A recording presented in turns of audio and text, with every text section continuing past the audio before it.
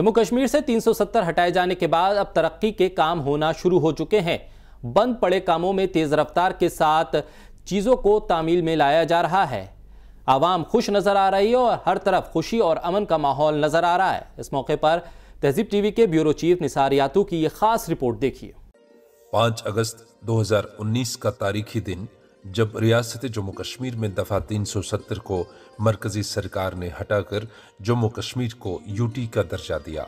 दफा 370 हटने के बाद जो अवाम में खदशात पैदा किए गए थे वो तब दूर हुए जब अवाम ने मरकज के जेर इंतजाम चारों तरफ फलाह, बहबूद और तरक्याती कामों की तेज रफ्तार देखी। धारा 370 हटने से पहले यहाँ बड़े बड़े लीडर्स ने बड़े बड़े दावे किए थे कि अगर धारा 370 टूटी तो यहाँ ये हो जाएगा, यहाँ खून की नदियाँ बह जाएगी। लेकिन आप देख रहे हो कि धारा 370 टूटने के साथ ही यहाँ पे कितनी बड़ी जो डेवलपमेंट की बहार आई है। हमारा ये जो पीर पंचाल का एरिया, यहाँ पे सभी सड़कें वगैरह जितने दूर दराज के एरिया थे वहाँ सड़कों का जाल बिछ चुका है। डेवलपमेंट हर जगह डेवलपमेंट हो रही है। टूरिज्म का इतना बड़ा यहाँ पे जाल बिछा है। हर जगह तरक्की हो रही है। बिजली पानी की अब कोई कमी नहीं है और हर तरह की यहाँ पे फैसिलिटीज मिल रही हैं, चाहे वो मेडिकल कॉलेज की फैसिलिटी हो, हमारी सड़कें देख लो, नेशनल हाईवे, और उसके बाद हमारे ट्रेन के प्रोजेक्ट वगैरह सब कुछ मिल रहे हैं। और अभी आप देख रहे हो कि पहले प्रधानमंत्री जी ने यहाँ पे दौरा किया, उसके बाद अभी रिसेंटली उन्होंने यहाँ हमारे गृह मंत्री जी आए थे और उसके पहले धारा 370 पे टूटने के पहले हमारे यहाँ तो बड़ी मुश्किल से कोई एमपी भी आता होता था। लेकिन धारा 370 टूटने के बाद आप देख रहे हो कितने अमन शांति से सभी लोग, सभी धर्मों के लोग यहाँ रह रहे हैं। जब पहले 370 जो हमारी स्टेट में या 35 से था, उस वक्त काफ़ी रुकावटें जो थी, काफ़ी रोड़े अटकाए जाते थे हमारी डेवलपमेंट में।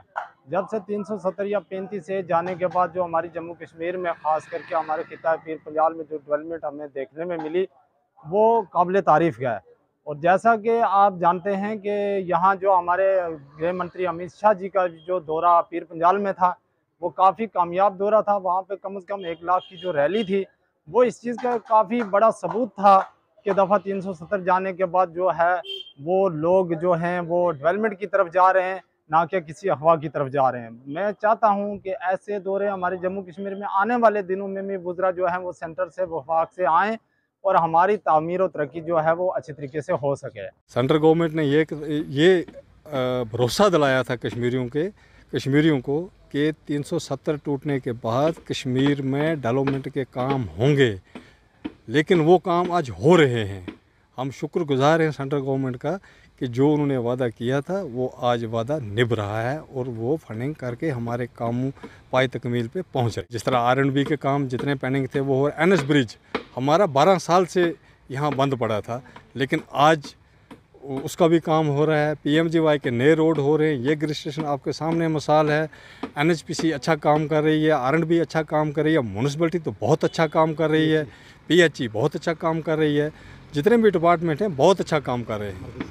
मरकरी सेंटर का हम शुक्रिया अदा करते हैं कि 370 के बाद जो वादे किए थे वो वादे अब पूरे हो रहे हैं। कश्मीर के दूसरे इलाकों की तरह सरहदी जिला उड़ी के कई इलाकों में अवामी ज़रूरतों के मुताबिक तामीराती काम अंजाम दिए गए और ये सिलसिला अभी भी जारी है। इन इलाकों में सोमाली, चोटाली, त्रिकांजन, पारो, नामला, घरकोट, बलकोट, माचीकरण, लगामा, बांडी, सैदपुरा, सिलीकोट, हथलंगा, सौरा, चुरुंडा, बनी, पालसोकर, थाजल और तिलवाड़ी शामिल हैं। दफा 370 से पहले जो मरकजी सरकार की स्कीमें जमीनी सतह पर अमलाई नहीं जा रही थीं, उन्हें लागू करके वर्क कल्चर का एक साफ और शफाफ निज़ाम कायम किया गया, जिसमें रिश्वत, अकरबा परवरी और दफ्तरी तवालतों का भी खात्मा हुआ।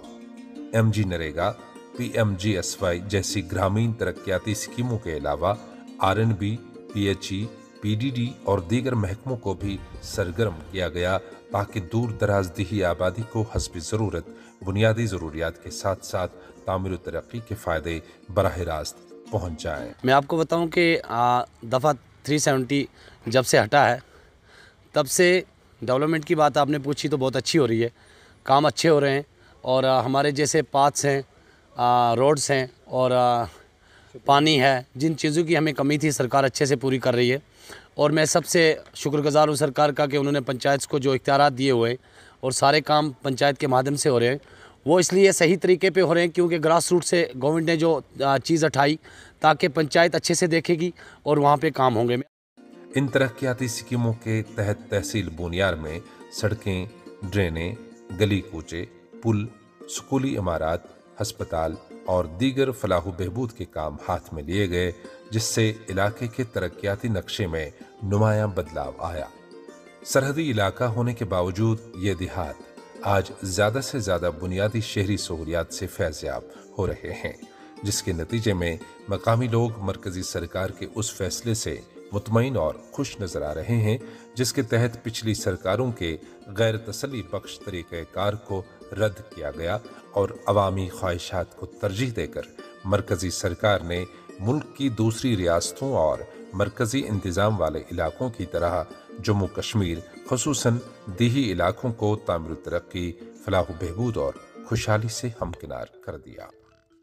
पुंछ में बीएसएफ और पुलिस के जवानों ने एक खातून को आरडीएक्स के साथ गिरफ्तार किया, जिसके बाद police DYSP headquarter Nawaz Ahmed, DYSP P operation Manish Sharma और एसएचओ रंजीत राव ने खातून से पूछताछ की और दूसरे लोगों को भी हिरासत में लिया। एक बड़ी साजिश को अंजाम देने से पहले ही नाकाम कर दिया। हमें अपनी सिस्टर एजेंसी से एक लेवल इनपुट मिला था जिसमें एक आईडी टाइप सब्सटेंस की इनपुट आई थी कि जो पुंछ में लाई गई थी। इनपुट मिलने के बाद जो हमारी सिस्टर एजेंसीज थी वो एक्टिवेट हो गई।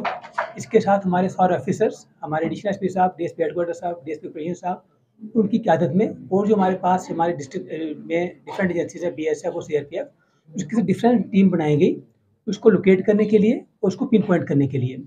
टीम फ़ौरन हरकत में आई और पूरे सिटी को, पूरे डिस्ट्रिक्ट को स्कैन किया गया और ड्यूरिंग स्कैनिंग हमारी एक टीम को, जो डिफरेंट एजेंसीज की टीम थी, एसओजी की थी और इसमें बाकी सिस्टर एजेंसी इन्वॉल्व थी, पता चला कि एक लेडी है जो एक हमारा रेड पार्क है वो वहाँ पर है और उसके पास कोई सस्पिशियस सब्सटेंस है। वहाँ पर उसको जीरो किया गया और हमारी टीम फ़ौरन वहाँ पर पहुँची। उस लेडी को डिटेन करके उस एक्सप्लोजिव टाइप सब्सटेंस को उसके पोजेशन से बरामद किया गया, जिसको बीडी स्क्वाड की टीम ने फ़ौरन अपनी तहवीर में लाकर प्रॉपर ड्यू प्रोसीजर फॉलो करते हुए उसको डिफ्यूज़ किया।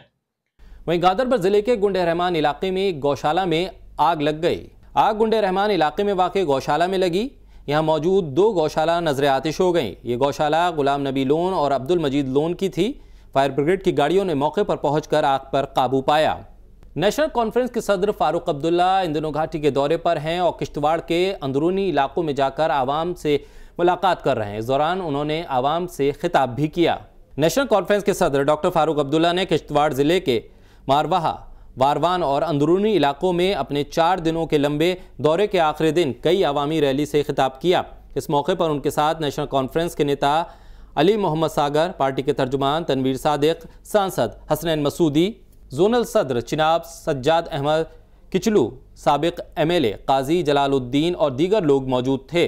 कई सालों के बाद मुझे मौका मिला वादी वाडवन में और मरवा में जाने का, और ख़ासकर वाडवन की वादी के आखिरी गांव तक पहुंचे और दिखा कि वहाँ कोई भी उनको डॉक्टरी फैसिलिटी नहीं है। 5 गांव हैं जो बिल्कुल महरूम है किसी भी मेडिकल सर्विस से। दूसरी उनकी सबसे बड़ी मुसीबत है कि आज तक बिजली वहाँ नहीं पहुँची। सोलर सिस्टम हमने दिया था एक ज़माने में, मगर आबादी तब से बढ़ गई है। ये और चाहते हैं कि इनको सोलर होना चाहिए, इससे कि वो कुछ ज़िंदगी की रोशनी देख सके। तीसरी बहुत ज़रूरी चीज़ जो है कि सर्दियाँ बहुत सख्त होती हैं और इन्हें हेलीकॉप्टर सर्विस चाहिए जिसमें ये मरीज़ को निकाल सके जो बीमार हो और सख्त ज़रूरत होती है कि उसको मेडिकल अटेंशन चाहिए। हेलीकॉप्टर सर्विस बहुत ज़रूरी है और अगर यहाँ इन इलाकों में डॉक्टर लगाए गए तो एक फ़ायदा ये भी है कि वो डॉक्टर जो है हर 2 हफ्ते के बाद निकाला जा सकता है और दूसरा डॉक्टर लाया जा सकता है। उससे डॉक्टर को भी ये नहीं लगेगा कि मैं एक जगह फंस गया। ये भी इन लोगों के लिए बहुत फ़ायदा होगा। और सड़क का जो निज़ाम है उसको इनको तेज़ी से ठीक करना पड़ेगा। इन लोगों की डिमांड ज़रूर है कि टनल होनी चाहिए जो इनको वादी के साथ जोड़े। उसकी दरख्वास्त हम ज़रूर मरकज़ में फिर से रखेंगे और मैं और मेरे जो दूसरे MP हैं, हमारे साथी मसूदी साहब और लोन साहब, हम इस चीज़ को गडकरी साहब के सामने पेश करेंगे जब पार्लियामेंट का सेशन शुरू होगा। जल शक्ति मिशन के तहत एडहॉक पर तैनात किए गए मुलाजमीन ने एक मार्च निकाला। इस मार्च के दौरान मुलाजमीन ने इल्ज़ाम लगाया है कि ट्रेजरी के अफसरान उनकी सैलरी को बेवजह रोकते हैं। साथ ही मुलाजमीन ने कहा है कि वो इसी तरह से ट्रेजरी के खिलाफ मुजाहरे करेंगे। भाई ये सर हैं, हम PHG डिपार्टमेंट से हैं, यूनियन प्रेसिडेंट बांडीपोरा। मेरा नाम है गुलाम मोहम्मद ख्वाजा। सर हम आज 6 तारीख हो गया, फर्स्ट पर हमारा तनख्वाह रिलीज हो गया सेक्रेटरीट से। यहाँ तो ट्रेजरी अफसर ने रोक दिया, पता नहीं किस वजूहत किस बुनियाद से उसने रोक दिया। उस पर ये नहीं लिखा ये हमारी अलॉटमेंट है जो रिलीज़ हो गई, पीछे से ये आ गई हमारी तनख्वाह। मगर आज तक, आज 6 तारीख है, आज तक डेली का जो तनख्वाह है वो वागुजार नहीं हो गया है। खाली ट्रेजरी अफसर ने यहाँ तनख्वाह रोका, पता नहीं ये किस बुनियाद पर। वहाँ हमने थोड़ा ज़रा ऐसे ये इतला आई है हमें कि कोई ऑर्डर ढूंढ रहा है, वो कोई ढूंढ रहा है। वो एससी साहब का काम, वो चीफ इंजीनियर साहब का काम है, हमारे डिपार्टमेंट का काम है, आला अफसर का काम है। इसका काम है खाली फाइनेंस का तनख्वाह छोड़ना। तनख्वाह आ गया तो तनख्वाह छोड़ना। आज 6 दिन हो गए हमारी डिमांड को, आज तक हमारी तनख्वाह वागुजार नहीं है। काम करते हैं। हमारी 1 तारीख को तनख्वाह रिलीज़ हुई तो यहाँ ट्रेजरी अफसर साहब ने बंद कर दिया, इसलिए हम सुबह से यहाँ खड़े हैं। यहाँ ट्रेजरी अफसर साहब है ही नहीं है, इंतज़ार कर रहे हैं कि अभी आएगा अफसर, अभी आएगा, अभी तक नहीं आया। आपको कुछ पता चला क्यों बंद किया है? और तो वो आर्डर ढूंढते हैं, वो आर्डर हमें कोर्ट आर्डर भी है, तमाम आर्डर हमारी रिलीज हुई है ऊपर से तमाम जनाब वाली। तो अब पता नहीं, इस बात का हमें पता नहीं चलता है उसने क्यों बंद करी। चलिए हमारे साथ नाइंसाफ़ी हो रही है। कश्मीर के दिव्यांग लोगों तक अपनी पहुंच बढ़ाने के लिए फौज ने एक क्रिकेट टूर्नामेंट का इनेकाद किया।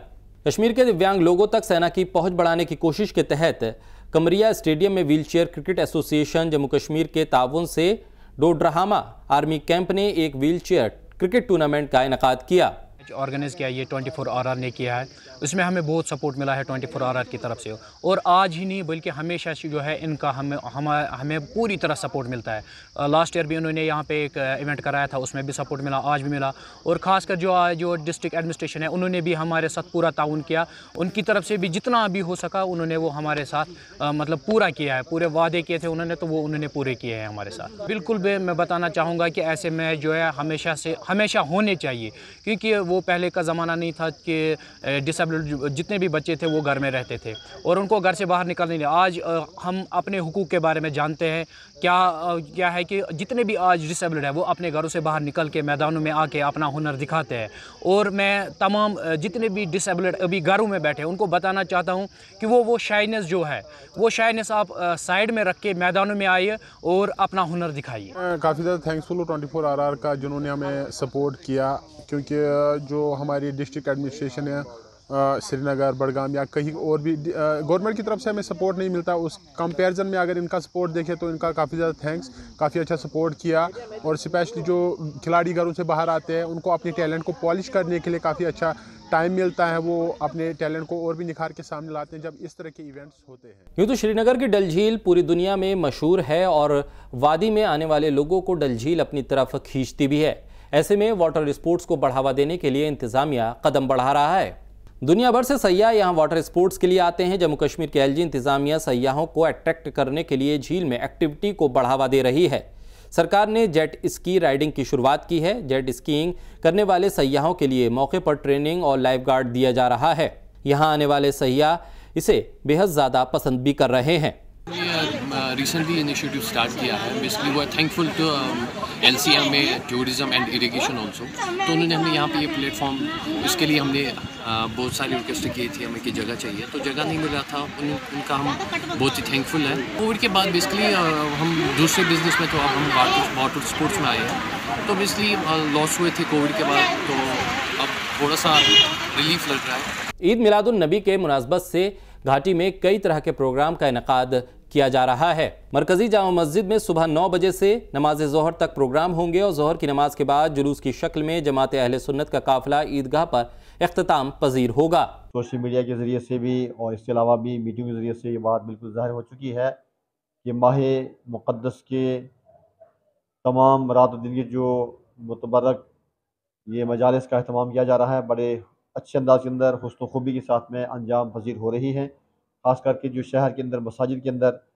मजालिस का अहतमाम है, अल्लाह का शुक्र है कि लोग ज़ौक़ शौक़ अक़ीदत के साथ में इसमें शिरकत कर रहे हैं। खुसूसी तौर पर जो हमारा बड़ा अजीम दिन होगा वो है 12 रबीउल शरीफ को, जो 9 अक्टूबर बरोज़ एतवार को होगा। इस दिन के लिए जो है तमाम लोग गाँव देहात से शहर में आते हैं जुलूसी शक्ल के अंदर, और मरकज़ी जामा मस्जिद पुंछ के अंदर जो है सुबह 9 बजे से लेकर के 1 बजे तक वहाँ पर जो है तकारीर उलमा किराम की होती हैं, और 1 बजे नमाज़ ज़ोहर अदा करने के बाद यहाँ से जुलूस रवाना होता है। इस ताल्लुक़ से तमाम तैयारियाँ मुकम्मल हो रही हैं। अल्लाह का शुक्र है कि तमाम आइम्मा किराम उलमा किराम जो है अपने अपने इलाकों के अंदर आवाम को बेदार कर रहे हैं और उनकी रहबरी कर रहे हैं। इस ताल्लुक़ से ज़िला इंतज़ामिया ने भी, डीसी साहब ने मीटिंग की थी, उसके अंदर भी तमाम बातें जो है ज़ेर गौर लाई गई, और औक़ाफ़ इस्लामिया ने भी इसमें अपना ताउन पेश किया है। हम मज़ीद गुजारिश करेंगे कि 12 रबीउल शरीफ यानी 9 अक्टूबर बरोज़ एतवार को जितने भी हमारे लोग यहाँ पर शरीक होंगे गाँव देहात से, शहर के अतराफ़ से, वो तमाम के तमाम अपने उलमा किराम आइम्मा किराम की निगरानी में आएँ। कोई भी ऐसा स्लोगन ना हो, कोई भी ऐसी स्पीच ना हो, कोई भी ऐसा बैनर ना हो जो वायलेंस करता हो, इंडियन को ऐसा सिलसिला बनता हो, क्योंकि हमें अमन की फ़िज़ा को कायम करना है और रसूल रहमत नबी करीम अलैहिस्सलाम की मोहब्बत में आना है। इस बुलेटिन में फ़िलहाल मेरे साथ इतना ही। तमाम खबरों को देखने के लिए जुड़े रहिए तहज़ीब टीवी के साथ।